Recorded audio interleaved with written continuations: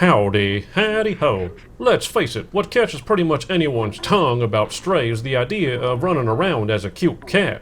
And the game makes sure it's clear you're not a superhuman cat, or a talking cat, or even a hyper-intelligent cat. You're just a cat. In the future. A dystopian future. Doing what, you might ask?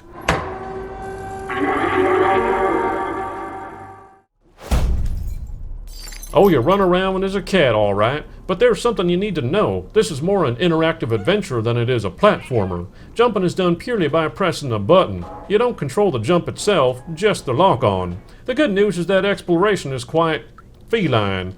Yep, right down to being a total and absolute dick. And therein lies a surprising charm. I watched, I followed, I annoyed, I knocked things off nearby ledges, and I couldn't help but feel like this might be as close as it gets to being a cat.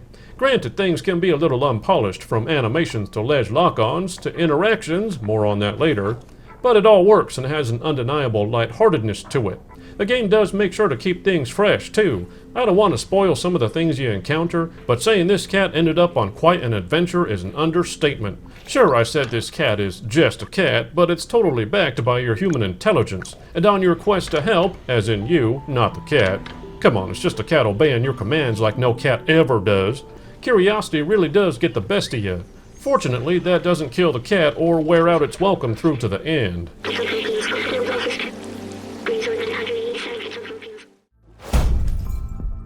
I smelled the roses on the way to the credits around 4 to 5 hours later. Yeah, it's unfortunately just that short. I took time to help out some denizens and explore around, but sadly this did not quite extend the playtime by much. In addition, there's zero to no replayability. Unless you're hunting trophies, this is truly a one and done.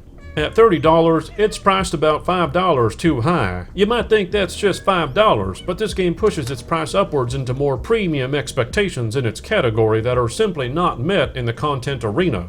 It's definitely hard to justify when you have a game like Kena Bridge of Spirits at $10 more pushing upwards at double the playtime. In fact, it seems even Valve knew this, as the game was sold at a 10% discount on Steam pre-orders. Point made. Of course, as modern gaming goes, some of the redemption in its price tag is here.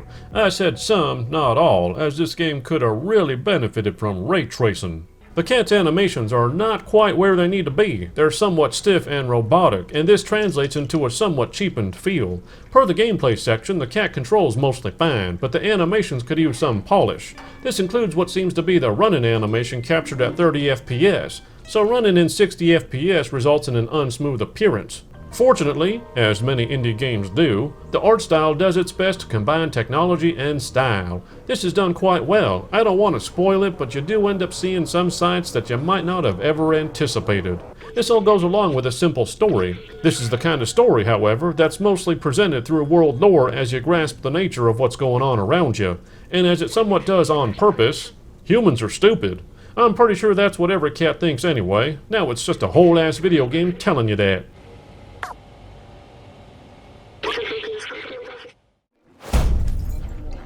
And that last line answered the first question. What you do is prove how stupid humans are. Through the eyes of a cat, this charming adventure takes you through what can only be described as a fresh perspective. It's not often I find myself charmed by video games, especially with so many looking to bring realism to the table, but Stray does me in with a silly and lighthearted take on a dark narrative. Sure, the concept of running around and jumping aren't new, and while it overall plays more like an interactive adventure than the platformer the trailers make it seem like, I was reminded through its world that humans are a dumb bunch.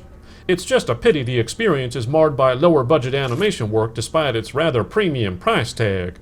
A price tag that also sees things come to an end in alarmingly short order. I give Stray an 8 out of 10. See you next time on the Gaming 5.